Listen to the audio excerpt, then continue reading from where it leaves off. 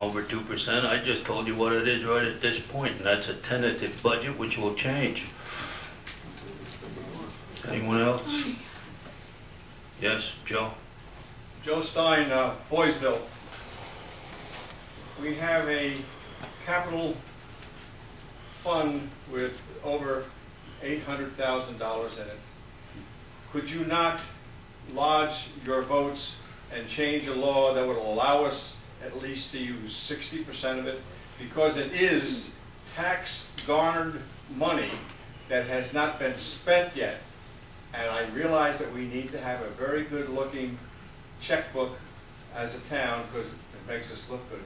But I think at this time, where a lot of people who are on Social Security or on a military retirement fund have not received a cost of living raise in 2 years, I would think that maybe you folks would just look harder at the law and maybe see if you could use that backup money and not worry about going over the 2%.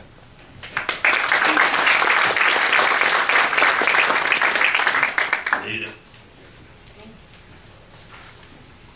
Rita Vadencourt, Shokan, New York. I know from past budgets that last year's budget had an excess of about 3%, maybe more, and our taxes were increased 3%, so I was against that last year. But so I know that we can access our reserve funds. And I also know, and this is what I think everybody's saying to you, you say that you're not going to go over the 2%, but you see, I don't trust that. So I don't want to give you a law that will allow you to do that.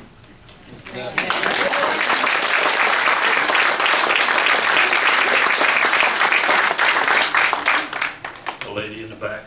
Yes. Can't hear you. I'm Shokat. I have a question because I don't know exactly how. Can you speak louder? I'm sorry, if either that or come up closer because I just can't hear you. I have a question. One about when it says 60% of the town board in section 2, does that mean of the 5 of you, 3 can switch? What is that paragraph mean? To me, it would be 60% of 5 is 3. I'm sorry, third grade math just kind of went right out of my head. It sounded weird to me. I know that one of you is definitely for it. I don't know which others of you, how you're doing it. Why? I'm not sure that you're correct in that assumption. That's why she's asking. I'm not sure you're correct in that assumption, that one of us is definitely for it. Or for passing this. I think we are waiting to hear what everybody has to say to make a decision. It has. It's up to the board person to say that. But I wonder why wouldn't it make, if we're so willing to go over 2%, doesn't that make us give us less clouds than getting money from FEMA? Because you're saying the only reason we go over it is because of the hurricane. Is that really true? You're weakening your position. Marlene, we can't hear you. You got to come She's up. asking, I think she's asking is, if I heard you correctly, and I'm sorry, I'm trying to strain to hear you, that is it really true the reason you would have to pass this law is because of the hurricane? Is that what you just asked? I did. Okay. And if that's true, then you're weakening position for getting aid from FEMA. The town wants to do it themselves. Why should we give them money? Did he hear that? Did you hear that? If you can hear the question, I know he'd know how to answer it. If I understand you right, you're asking whether this law has anything to do with the hurricane expenses. It has nothing to do with the hurricane expenses other than the fact that the hurricane is an unknown number as to how much we're going to have to spend if we spend anything on it. We've applied to the federal government to have 100% funding from FEMA to get it out, get the debris out of the stream. And chances of that happening, according to our consultant, is about 74%. He's not giving us an 100% approval that he'll be able to get it. So these are the things that have to come up. And that is why we just doing this as a precautionary measure, the way 3/4 of the other towns are doing the same thing. We don't have to use it, probably won't use it, don't want to use it, but that's, you gotta have an out here, either that or Don't fix the street. we don't do a lot of things. Yes, in the middle there. Well, what I don't understand is, if we do have contingency funds, can't we use that? We're not saying we're not gonna No, I'm use just it. asking as a question, is that a possibility? We are gonna use part of them, yes. Hey, It might be, like I said the other night, creative financing. Creative financing, I really don't want to talk and have somebody more in control, you know what I mean? But you can do things with the capital reserve accounts when you need them. So if we don't put enough money in the budget in certain lines, when we get to that point, we can use money out of those capital reserves. I'm almost guaranteeing you it's going to be below 2%. I would like to see it 0%. But that ain't what it is. You don't need the law. But if we don't have the law and we do need it, do you want us to close up shop? Yeah. That's fine with me. I think she asked another question. Marlene, didn't you ask that if we borrow money, would that hurt our chances with FEMA? Did I hear you say that? I just, You're going to try to pay for it from the town.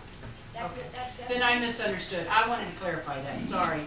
Please go on. Borrowing money is insane. That's what's caused all these problems. And thank goodness we didn't borrow a lot before, 2 or 3 years ago, just as the economy tanked. So I think we can do these things. Try to make someone else pay for it. Make the federal government.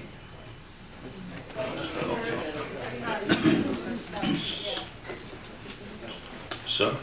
Norman Barrett from Olive Ridge. I guess I'm feeling that I have a strong feeling of great disappointment in that we saw the governor work on behalf of the people of New York State to almost miraculously get this particular legislation through. I think we were all incredibly pleasantly surprised by it and view that sort of as a right, a protection that the state has given us to be able to oversee our own town's budget as closely as possible. And it was a grave disappointment for me to get a notification that just months after this wonderful bill goes into effect, our town is asking it to be overridden. And so I definitely have a great deal of respect for the board and for Bert and for the dilemmas of this particular funding problem.